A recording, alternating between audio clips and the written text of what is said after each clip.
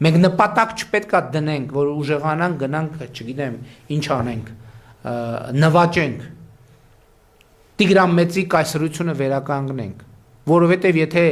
ընդ որում ասում եմ, մենք սա կրթական մակարդակից պետք է այս խնդիրը լուծենք, որովհետև եթե տեսնեն, որ մենք ուրիշները տեսնեն, որ մենք անկեղծ չենք մեր խաղաղության օրակարգի եւ իրական Հայաստանի գաղափարախոսության մեջ, ոչ մեկ չի թողի, ոչ միայն Հայաստանը զարգանա, այլև Հայաստանը գոյատևի, նաեւ դա պատճառ, բայց ինչի Հայաստանը չի զարգացել կոնֆլիկտի շրջանում, ինչի չի զարգացել, մի բարձ պատճառով, այդ գաղափարաբանության պատճառով, բանակը արտաքին անվտանգության ապահովման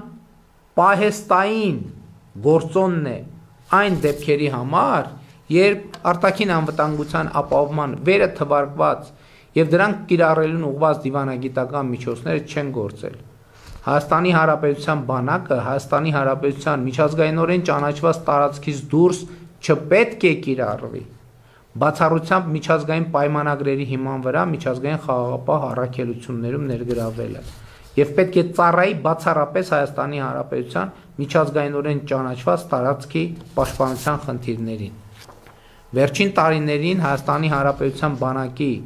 պաշտպանունակությունը զարգացնելու ուղղությամբ ահռելի ջանքեր եւ միջոցներ են ձեռնարկվել, ինչը համոզված եմ դուք կտեսնեք մայիսի 28-ին։